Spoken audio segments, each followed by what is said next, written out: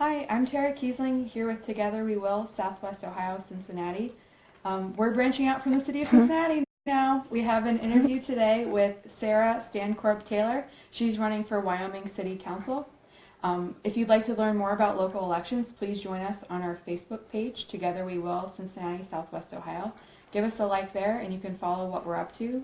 You can also go back and look at our previous interviews. We have interviews with multiple judges, school board candidates, a lot of Cincinnati City Council candidates, and a few others in there right now.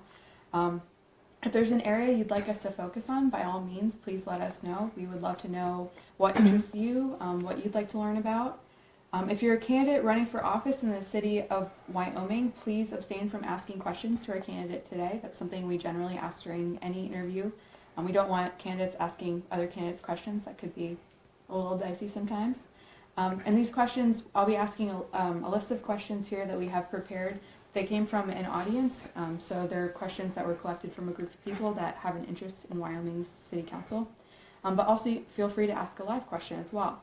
To do that, just click on the video and add your question in the comment section, and I'll be reading them live to Sarah.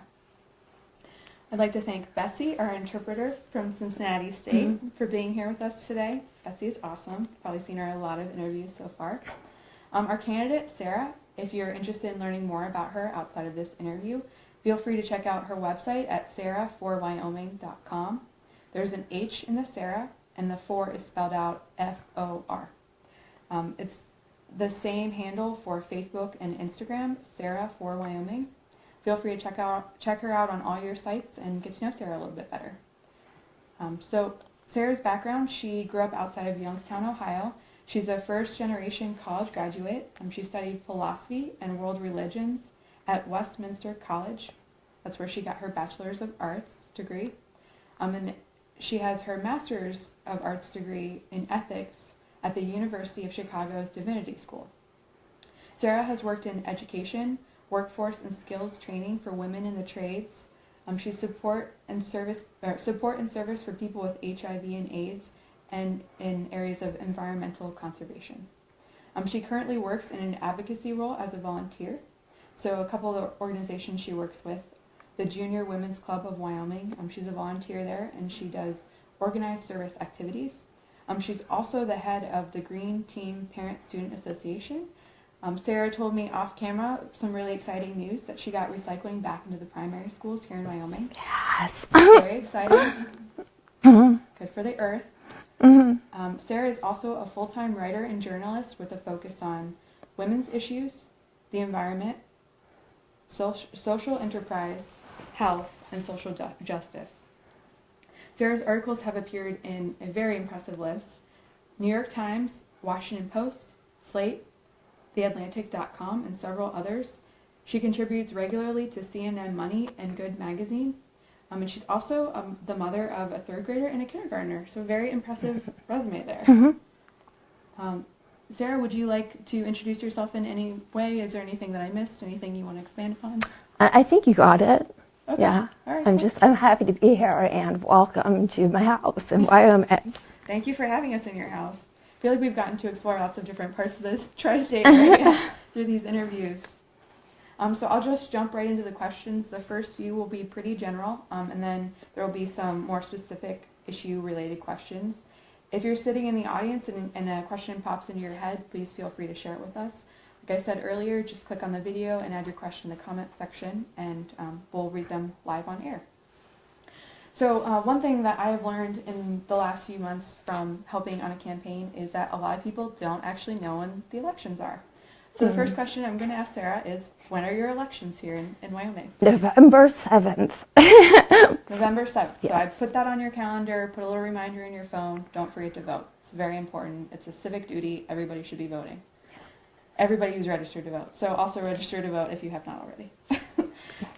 So another more Wyoming specific question is, how many seats are open for city council and how many people are running? So there are 7 seats, and there are 8 people currently on the ballot. So what prompted you specifically to run for city council?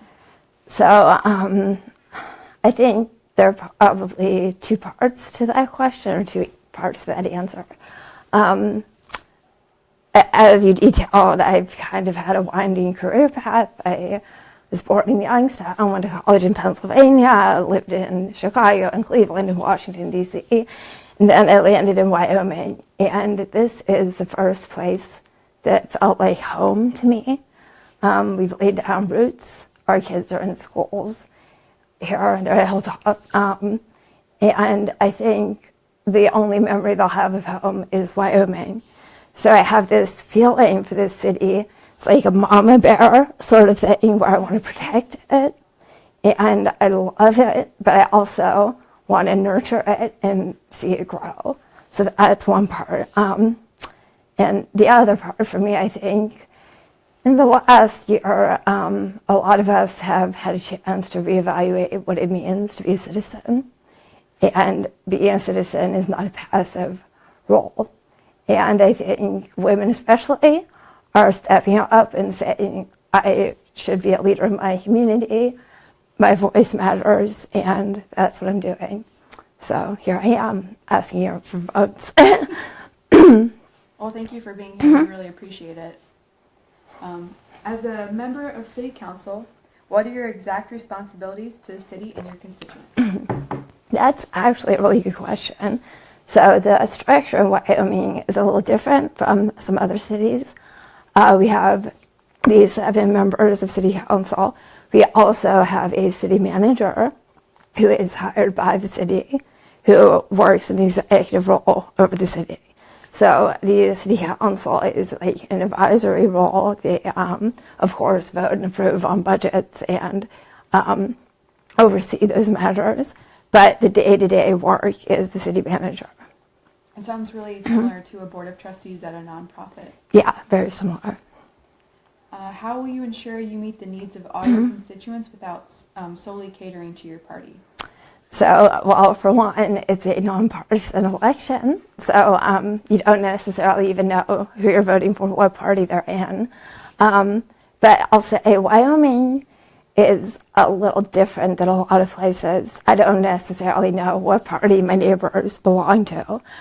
In some ways, we still have an old-fashioned politeness about politics sometimes.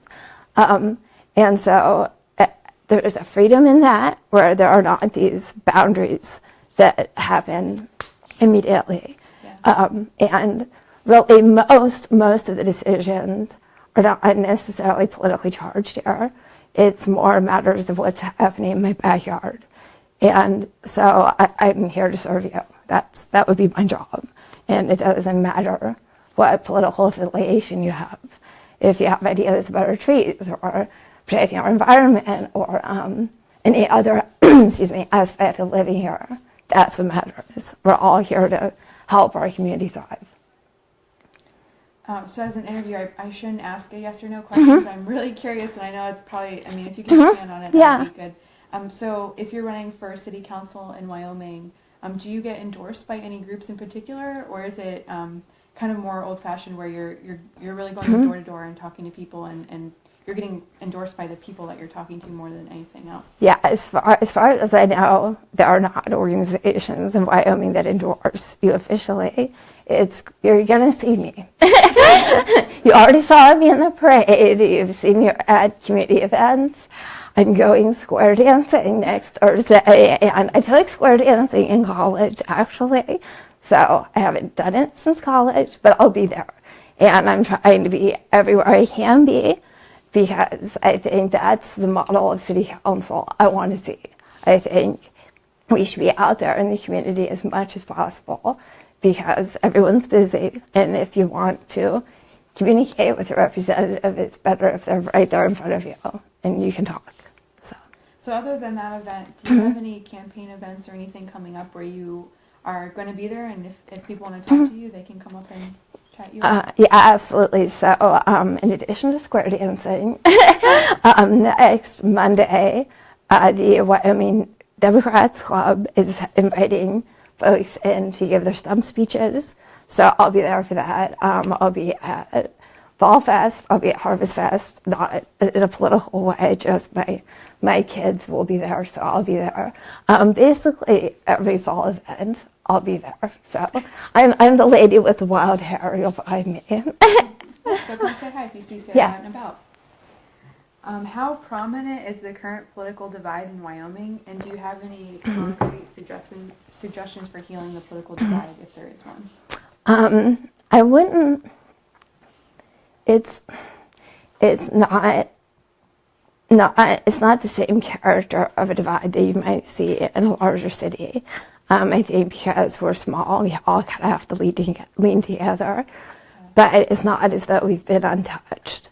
So I have friends whose kids were in preschool at the JCC who had to be evacuated due to bomb threats, like many other bomb threats throughout the country. And that is not something you just get over. And I also know Cheryl Rajmandari, who runs Heartfelt Tidbits. It's a Wyoming organization that serves immigrants and refugees. And the people she works with have had threats, and they have felt in danger for many months now. And that's, I mean, I know people who volunteer with those refugees. That's something you feel. And after Charlottesville, that's something you feel. So, I mean, there's a certain level of just upsetness and horror that goes with some of these things.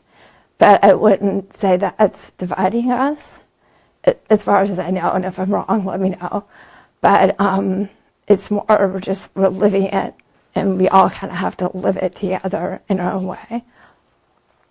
It seems like, and maybe this is not right, but it seems like in such a small community with everybody knowing so much about everybody else, that would kind of bring you guys together more, just because, like, that's my neighbor.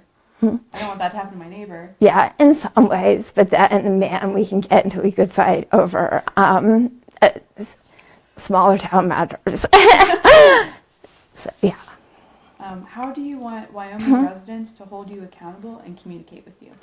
So I'll answer that backwards. So as far as communication, stop me on the street. I've had people come up to me at soccer practice and ask me questions like, what would you do about X, Y, and Z?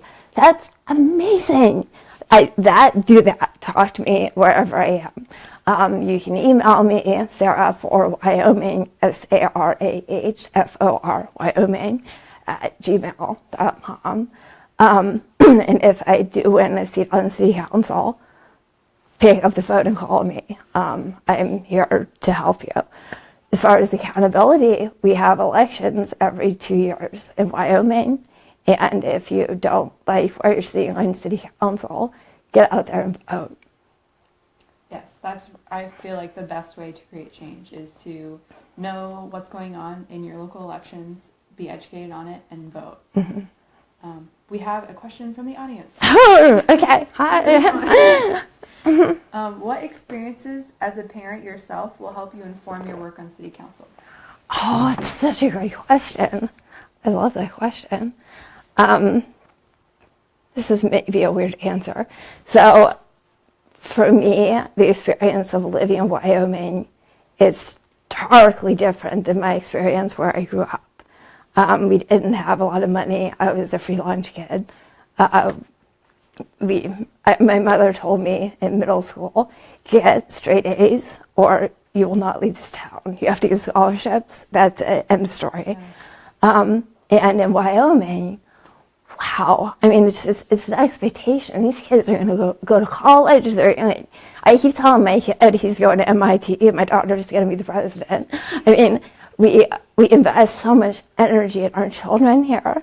And in terms of city council, the model of how much we pour into our kids in this town and into our school system, that's, like, to me, such an untapped resource on the city level too.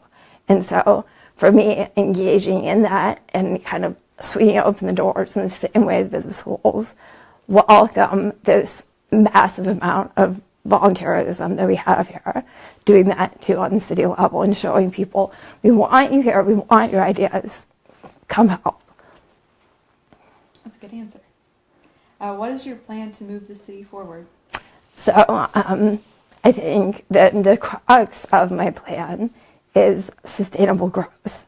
So it's this beautiful city, and I wouldn't want to change our traditions or our historic structures, but within that, we do need some growth. We have a generation of millennial parents moving in. We want restaurants, we want fun places to take our families, and right now we're driving out of town multiple times a week to spend our money elsewhere. And I want that money here, and I want it to be handed over to people who live in Wyoming and run their businesses here and hire people in Wyoming. And when I say sustainability, I don't just mean like reasonable, carefully planned growth. I do mean that, but I also mean doing so with an environmental conscience. And I think keeping that in mind as we make every decision, that to me that's the most important part of this. I think that's really important for millennials too. That's something that they want to know is happening in the community that they live in. Right. Growth and sustainability and consideration for more than just money. Yeah, and as we're looking toward the future and who we want to attract to live in the city, that we need a model. Yeah. What are your main goals as a member of the Wyoming City Council? So, not to oversimplify, but I think in a lot of ways we just need to modernize the way we see the function of City Council, especially the way City Council and its interests are communicated with with the constituents in the city. I know a lot of people who have no idea who's on City Council, and only really become aware once they're very upset about something. There are meetings every month, but most people I know, that was my daughter breaking something. Most people I know, I mean, you work full time, you come home, you got the kids, you got to throw dinner on the stove, you have soccer, you have track, you have all these things.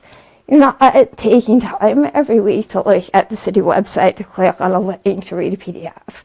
So I think a big piece of getting people more connected with City Council so that we can pull in those good ideas is thinking of new ways to get that information out. So a video feed once a month having to do with what's going to happen to the next City Council meeting. City Manager Lynn Tetley, here she is, she's going to explain it. That way people can be connected in new ways. And also, as we're planning ahead, we have just gone through a master plan process. But as we implement that, think of, again, like what's coming in the future, who do we need to attract? And in terms of the future, bearing in mind the environment and climate change. And we want to be a city, I think, that stands for what, a 21st century city should be. And that it bears in mind the impact of our decisions. So you kind of touched on these a little bit in that previous question. But how will you achieve these goals? Yeah. I think you covered them, but I don't know if you want to expand at all. I can, but I feel like I did. If I didn't, maybe they can ask. Yeah, if you have any questions for clarification, please by all means ask a question live, and I'll ask it here. What are some of the major challenges or problems facing Wyoming right now? Okay, so I say two things. One, I've heard people joke that Wyoming is a one-factory town, and our factory, so to speak, is the schools. And being from somewhere that was once a one-factory town, where that factory literally in that case went away, I know what can happen to a city if its anchor is destabilized. So here we have this extraordinary, like one of the top in the country resource, our schools. But it also gives me a sense of fragility, and so we really have to be just a dedicated partner to making sure our schools are excellent, and not just in terms of testing and ranking, but really helping invest in what they give to children all the way around. And so the city can help with that. The city can help encourage environmental education. The city can in a number of ways. So that's one. The other challenge, and this comes up as soon as you tell a real estate agent you're thinking of moving to Wyoming, taxes. we have just a crush of taxes. So I believe the city budget is, I think, our city revenue, 52% income tax, 26% property taxes, 10% sales and services tax. So it's a lot of money coming directly out of our pockets without any fun happening in between. So I think that's a huge challenge, but also to me signals that there is a pocket for growth that won't pinch people in the same way.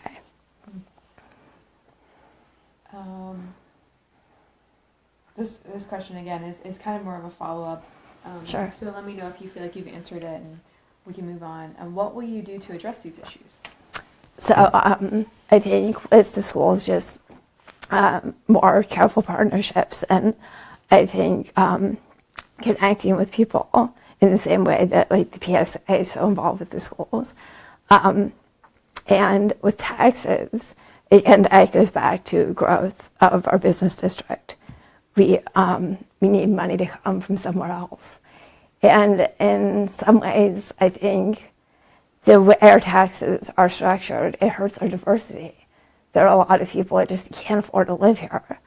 And I don't want, Wyoming is this marvelous town, but there's also something a little icky feeling about it only being accessible if you can afford it. So that to me is important on multiple levels.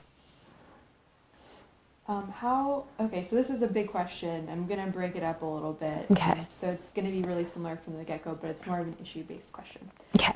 So how would you assess Wyoming in terms of, and then there's a list. So the first one is public health, and this might include teen pregnancy, STDs, illegal drug use, and I'm not sure how much those are a problem in this area. So I think when I talk to people about health issues in Wyoming, most recently the concerns were more really related to the Affordable Care Act repeal attempt. I have pre-existing conditions and expensive treatments, or they have kids with pre-existing conditions, or the cost of caring for older parents can be really overwhelming. So I think that's more the concern. I don't know what the city could do to alleviate that, but I should be thinking about that.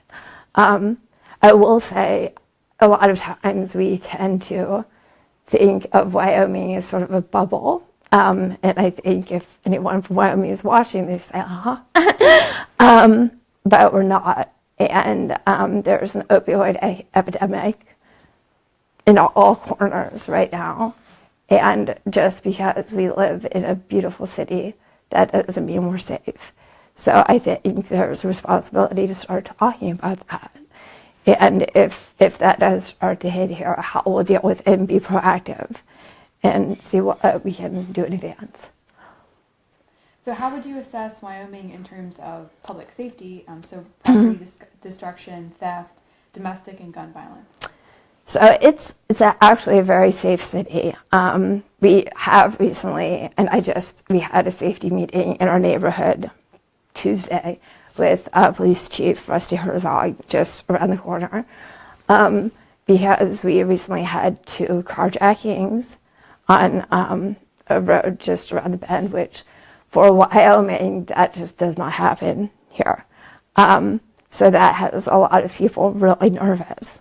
And at that meeting, and Chief Herzog has kind of gone over the statistics with me previously, that's clearly an anomaly. And for the most part, the crimes that we have here, there have been a couple of domestic violence calls, a few assaults. Generally, it's theft. There's one woman who walks Wyoming at night, opening car doors and taking change out when the doors are unlocked. So I think one of our major safety issues could be solved by everyone lock your car doors at night, please.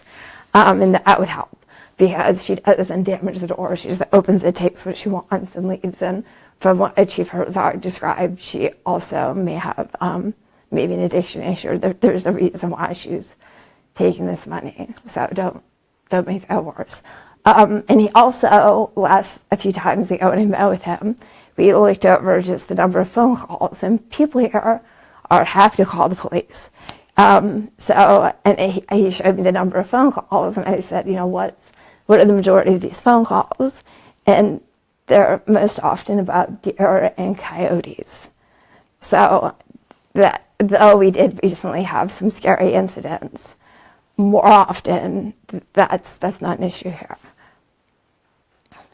So how would you assess Wyoming in terms of infrastructure? So roads, bridges, public buildings, and other public spaces. Yeah. So, and my perspective is informed from having lived in a number of other cities.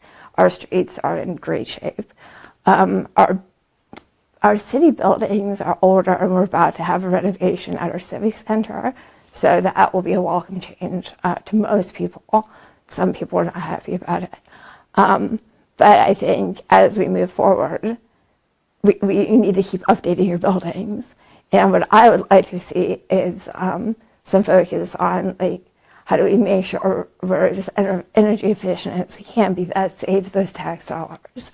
And also, as we're upgrading, a green roof, just the sort of decisions that model Wyoming as an environmental leader.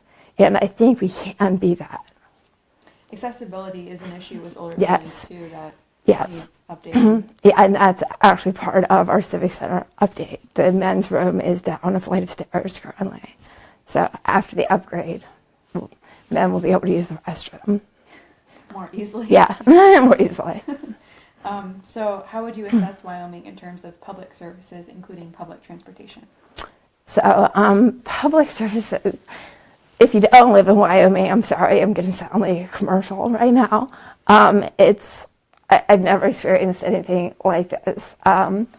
We have a really top-notch bunch of public services. When you first move to Wyoming, the police come with a welcome bag, and they welcome you to the community. And this isn't a public service, but I got also 2 boxes of cookies from people because people are just nice here. Back to public services. If you have a surgery, when you get home, our fire department will come and greet you and go over your discharge papers and make sure you understand what you're supposed to do and what medications to take.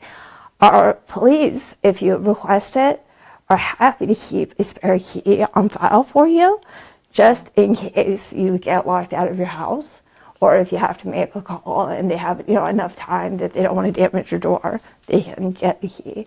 So that's just some of it. But there's a lot of care put into the people who live here, and I mean it's really amazing. Yeah, that sounds very amazing. It sounds like a really close-knit community where you take care of each other. Yeah. Or that's at least the focus of the community. Mm-hmm. So how would you assess Wyoming in terms of environmentalism? So the people who live in Wyoming care a lot.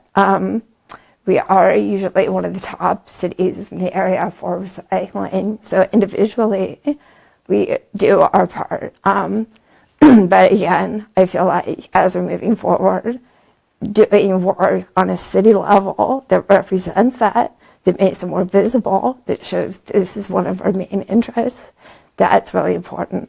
And we, as among our committees we have within the city, we have an urban forestry committee, we have and the environmental stewardship committee, we have people taking time to commit themselves to helping with the environment.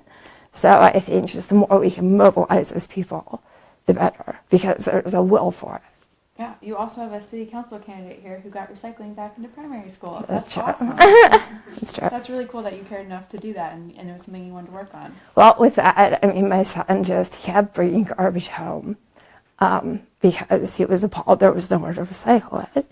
And once we worked through some of the trickiness of getting it there, we had a zero waste lunch last year. And the kids in 1 week with some education in an assembly and just some focus, and they did little announcements every day, they were able to reduce their waste by 48%. That's awesome. So I think, especially with the children in this generation, I have a kid who, I mean, he's a 3rd grader, and I'm sorry I'm talking about you, sweetie, but he's upstairs. That's why he gesture that way. He cares a lot, and he has some very valid concerns about climate change.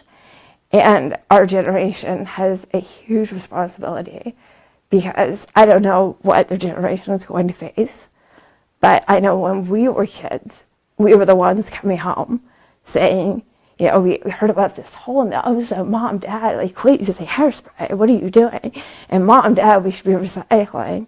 But now I want them to come home and teach me, tell me, you need to do better, because they're going to have to be prepared to be environmental advocates. What needs improvement, and how would you implement that improvement? In what way? That is a good question. Okay. So I think this is a follow-up question. I apologize, audience. I think this is a follow-up question to each of these issues. So is there any issue in particular that you feel like needs improvement, and how would you improve that particular issue? Okay. So there's always room to improve, but I think just the environment, and I don't want to keep repeating, but again, just looking for new ways to mobilize, and when we make our investments, make them in sound environmental infrastructure, make a part of our infrastructure. Yeah, that sounds like a good plan for a city, especially if you have the money and the time and the interest in doing that. Yeah, and it's not that we have loads of money, but there is money available if you build to certain standards. So why not build to LEED standards if you're able to access funding for it? Yeah. Do you feel there are any ways in which Wyoming City Council could improve its function, and if so, what are your thoughts on that? Yes. Transparency. So, and I am sure someone wrote in with a question. They did. That was my next question. About, and you're reading my mind. So, as many of you may or may not know, our city council voted to expand concealed carry on municipal properties, and there was not like a call for public comment. It just sort of happened, and after that, a lot of us felt surprised is not the word for it. Shocked, really, and I think as I thought about this, I kind of went through like phases of grief, and I was angry and I was sad. And I think now I'm to a point where, as a person who does reporting for a living, I almost feel like our city functions like cities were able to previously, when there was just a local reporter who followed every move of city council and held them accountable. Why are you going to do this? And they're going to do this on Tuesday. And they talk to the neighbors over here and get them involved. And they need to have a public dialogue. But we don't have that piece in the middle. We don't have someone kind of drumming up dialogue, so maybe that's my role. But we need to make sure that the information within the city, and city bureaucracies are not necessarily built to do that, but we have to now. We don't have the local paper.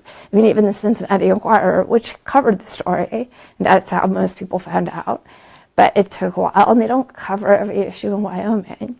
So just new forms of communication to really connect people, and so people know what in the world City Council is up to.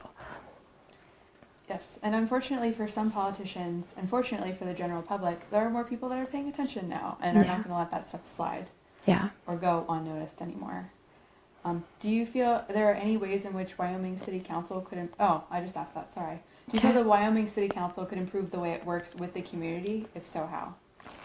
So, and I think I started to allude to this earlier, but in addition to like the wonderful public services that we have, this community, I've even before the more recent uprising of civic engagement, Wyoming chips in, and I cannot go 48 hours without a sign-up genius or someone asking me to donate something, give something, build something, organize something. We're always working on it. Like, it's like a side gig here to like make the world better, or make something better for our kids. So there's this like just energy here, and that's like the best problem to have. That's an untapped resource on the city level. Yeah. So and definitely people are engaged, and we have city events and those sorts of things. But there's just so much we could do. And I think just a friendlier, more connected, here we are, we're city council, we respond to you, we're here for you, an attitude of we want engagement, that could do a lot.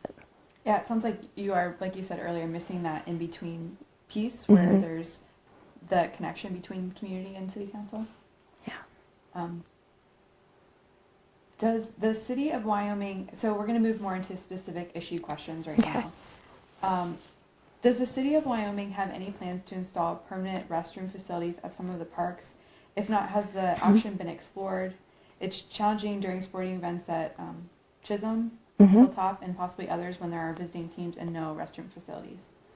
Yeah, so I've looked into this. I believe discussion on this matter started something like 12 years ago.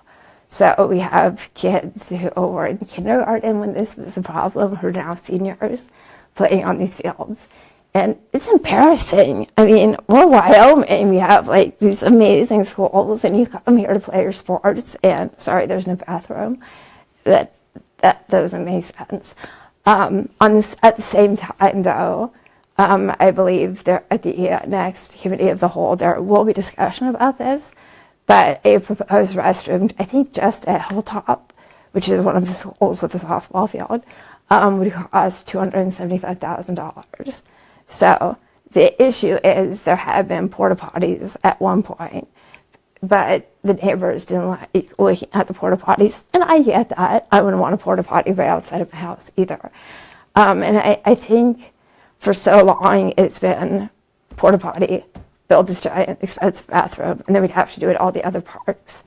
And I think perhaps there's opportunity to meet in the middle somewhere with maybe a less permanent structure, but not a big green nasty porta potty. So yes, I think that is an issue that deserves attention, but maybe some compromise to actually just make it happen and get it done. So Duke Energy's contractor, Splenda Tree, has been aggressively pruning back trees in Wyoming, even possibly outside of the easement. So the pruning does not appear to be done under their supervision of an arborist. It apparently is not quality work, and the trimmers from Duke are not cleaning up afterward. People in Glendale can refuse Duke services and hire their own arborists. What does Duke have the right to do? Okay, so there are a few pieces. First, I'll say the part I don't know. I don't know what Glendale does or does not do, but I can call tomorrow and find out and see what their option is. As far as Duke, they are under federal regulation that they have to trim near power lines. They have to. They are also required to give notice. So we all should have gotten notice. I don't know if people did or didn't. A few months ago when they were trimming here, we did get notice. And we just happened to be home when they were trimming, and so we just went out there and were bossy, and they did what we wanted them to do. But the other day when they were trimming, a lot of people were at work. So that's the requirement. And we also, living on Circlewood, which those of you who live in Wyoming may know, when the wind barely blows, our power goes out. We lose power a lot here. So I understand needing to trim. However, I also saw the Facebook pictures of these trees, and it was a massacre. Some of these trees were just, it was horrible. There are also guidelines that Duke is supposed to follow, and they aren't necessarily pretty when they do the cuts, but they're there to protect the health of the tree. On Chisholm, though, those trees did not follow those guidelines, and as soon as the city was notified, they kicked that crew out of town, and now those trees have to be replaced. So I do like the idea of oversight. We do have a city arborist who is monitoring, but just looking at the number of crews that I saw as I was shuttling my kids around town, that's a lot for one person. And I know from the recent city council meeting that urban forestry was saying maybe next time around those volunteers could also serve as additional monitors. And I think that's also a good idea. City Councilwoman Jenny McCauley had said that perhaps in the future the city could also put together a communication saying, here's why the trims need to look like this, here's what's acceptable, here's what is not. That's also a good idea. But if Glendale does have that situation, then let's find out about it, because I want to protect our trees. So yeah. How do you see Wyoming collaborating with its neighbor communities, so Woodlawn, Laughlin, Springfield Township, and the city of Cincinnati? What issues could benefit from a partnership with neighboring communities? So I love that question. The Wyoming bubble, again, this is a phrase that comes up. And we can't be a bubble. I mean, for one, we rely upon mutual aid for police and fire. We rely upon our neighbors. But I think there is a sense that what happens on the other side of the railroad tracks, and literally, I mean the other side of the railroad tracks, in Laughlin is just like separate from us and different from us. And that's not true. I mean, if we want our business district to thrive, we also should want Laughlin's business district to thrive, because they're on the same street. So as we're moving forward, not necessarily like linking arms and planning everything in lockstep for Laughlin, but more just coordinating. And I mean, with the I-75 corridor, that construction, the face of Laughlin's going to change. I don't know what will happen, likely more business. So what's good for Laughlin is good for us. What helps Laughlin thrive is good for Wyoming too. So we should be thinking about our neighbors. And we're such a neighborly city. Like we really should be thinking of that on a municipal level too. Yeah, a grander scale. Yeah. Taxes in Wyoming are high enough. How are you going to keep Wyoming's outstanding reputation and make sure taxes aren't raised any further?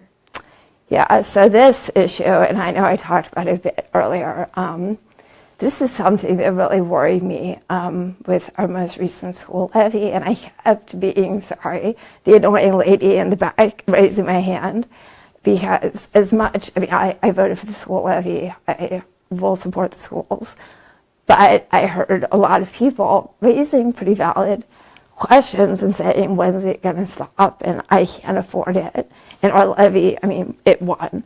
But what that said to me is, what about next time? That made me nervous for next time.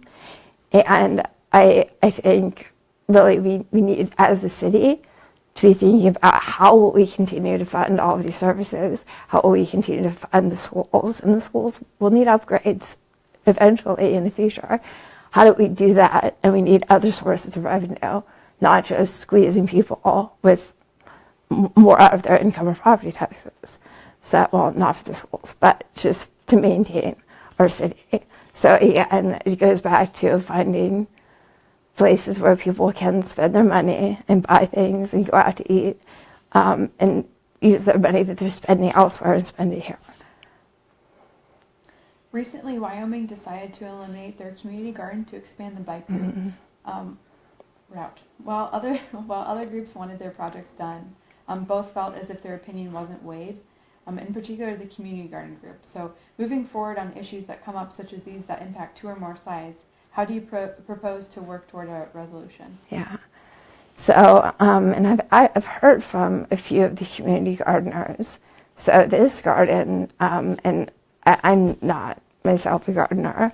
I'm bad with plants. My husband's a gardener, but I respect the work that goes into it. And from what I understand, this was a victory garden, and it had a long history.